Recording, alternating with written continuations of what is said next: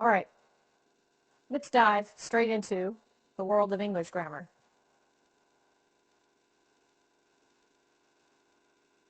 The first topic we're tackling today is all about nouns. Now, if we're going by the book, a noun is defined as a word that is used to identify any of a class of people, places, or things.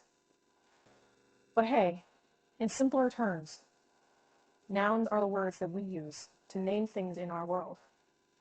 However, not all nouns are created equal. There are different types.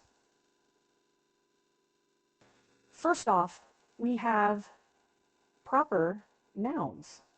These are the names of specific, unique things. For example, London, Shakespeare, or Apple Inc. Each of these names a single, one-of-a-kind entity. On the other hand, common nouns are used to name general items, not unique ones like city, playwright, or company. Now moving on to singular and plural nouns. This one's pretty straightforward.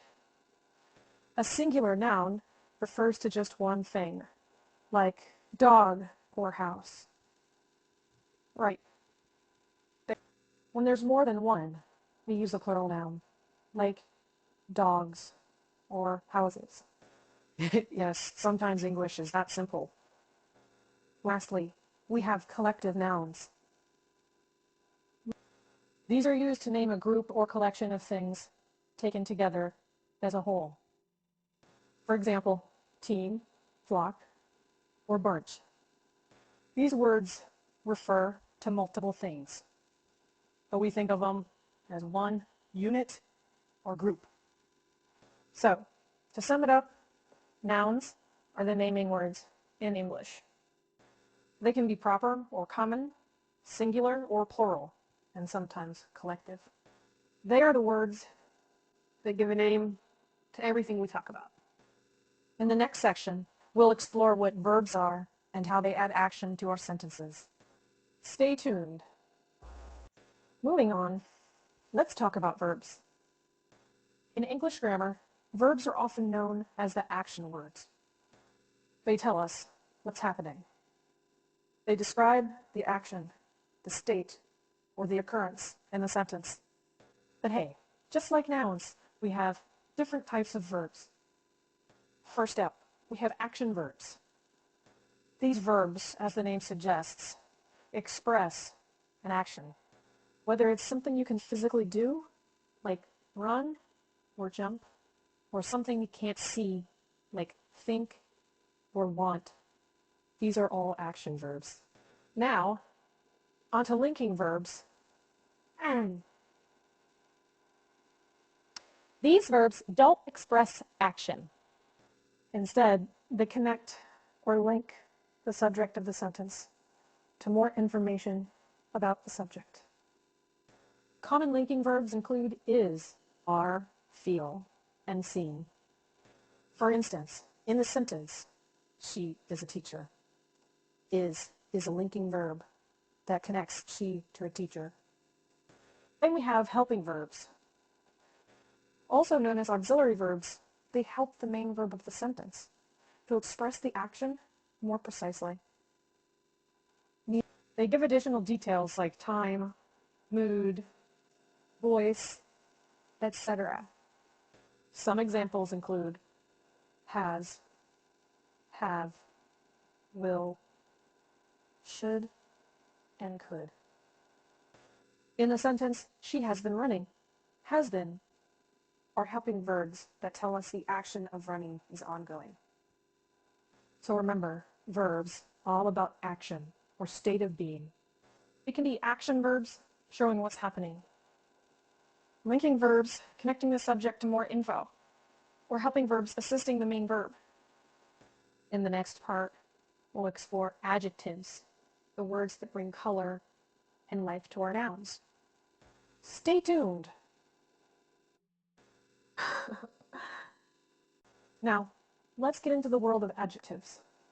If we think of nouns as the actors in our sentences and verbs as the actions they perform, then adjectives are the costume designers. They bring color, detail, and specificity to our nouns, making our sentences more vibrant and engaging. So what exactly is an adjective? It's a word that describes or modifies a noun.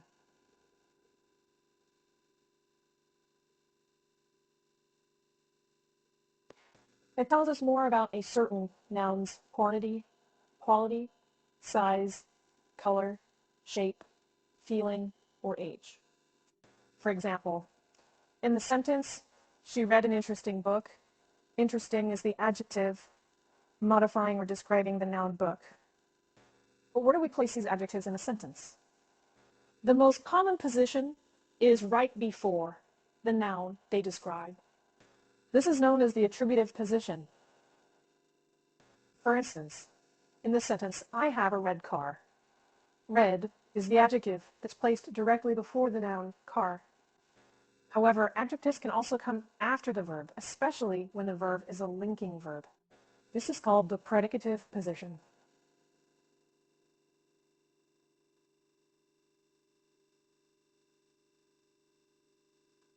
For instance, in the sentence, the sky is blue, blue is the adjective that comes after the linking verb is and describes the noun sky.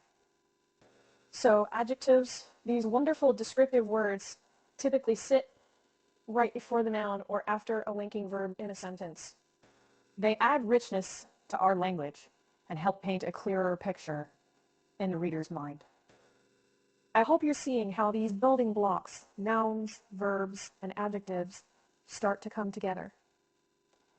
But don't go anywhere yet. We still have more interesting stuff to cover. All right, let's delve into the fascinating world of sentence construction. We learned about nouns, verbs, and adjectives, but how do they all fit together to form meaningful sentences? Well, in a typical English sentence, you often find a noun or pronoun as the subject, a verb that shows the action or state, and an adjective that describes the noun. For example, in the sentence, the quick fox jumps. Fox is the noun, jumps is the verb, and quick is the adjective. But it's not always as straightforward as that. Sometimes the adjective comes after the verb, especially if the verb is a linking verb, like is, are, feel, or see. For instance, in the sentence, the fox is quick. Fox is the noun, is the linking verb, and quick is the adjective. You see, the beauty of English, and any language really, lies in its flexibility. The same words can be rearranged in different ways to create sentences with slightly different meanings. Take the quick fox jumps and the fox is quick. Both sentences use the same words, but the emphasis and meaning change slightly depending on the arrangement. And that's the magic of it all, isn't it? How these basic building blocks, nouns, verbs, and adjectives, interact with each other to form countless meaningful sentences. It's like a puzzle where each piece has its role and place. In the next segment, we're going to tackle the rules of grammar for correct usage of these parts of speech, so stick around. Now that we've got handle on nouns, verbs, and adjectives, let's talk about how to use them correctly. English grammar has a few rules that govern the usage of these words to ensure clarity and coherence.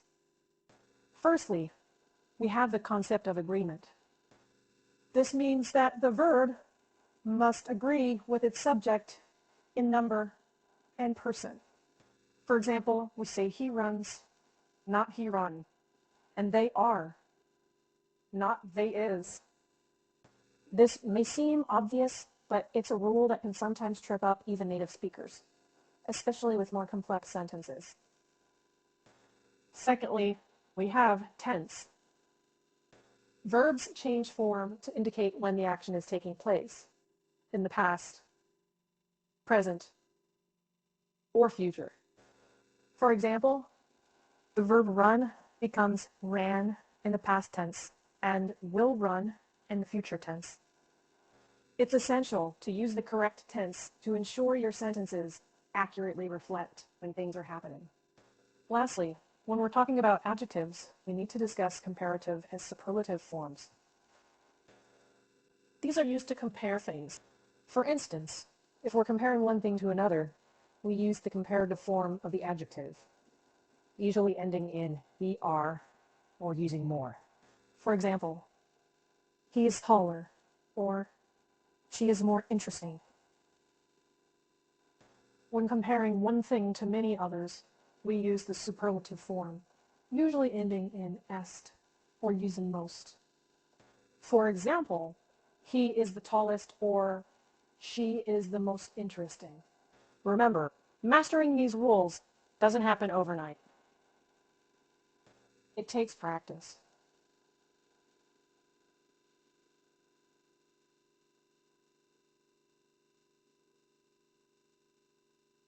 But with time, it becomes second nature. And just think about how much more effectively you'll be able to express your thoughts and ideas once you've got these rules down pat. That's all for now, folks.